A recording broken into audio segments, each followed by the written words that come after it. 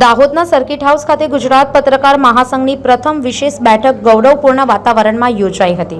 જિલ્લામાંથી print, electronic અને digital મીડિયાના પત્રકારો મોટી સંખ્યામાં ઉપસ્થિત રહ્યા. બેઠક દરમિયાન પત્રકારોના સન્માન, સુરક્ષા અને હકોની રક્ષા માટે સંખ્યાબંધ રીતે કાર્ય કરવાની પ્રતિબદ્ધતા વ્યક્ત કરવામાં આવી હતી.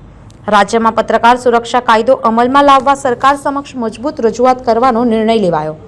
ઉપરાંત આરોગ્ય વીમા, અકસ્માત વીમા અને વરિષ્ઠ પત્રકારો માટે પેન્શન યોજના જેવી માંગણીઓ પણ ઉઠાવવામાં આવી.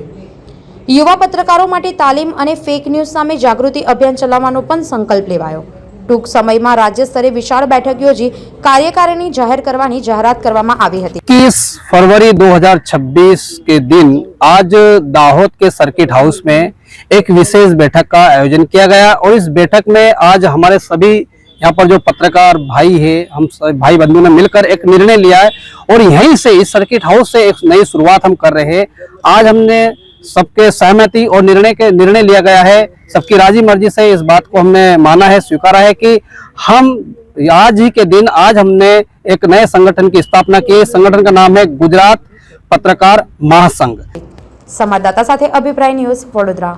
આવા જ વધુ સમાચારો જોવા માટે સબસ્ક્રાઇબ કરો અમારી યુટ્યુબ ચેનલને અને જોડાયેલા રહો ફેસબુક, ઇન્સ્ટાગ્રામ અને ટ્વિટર પર.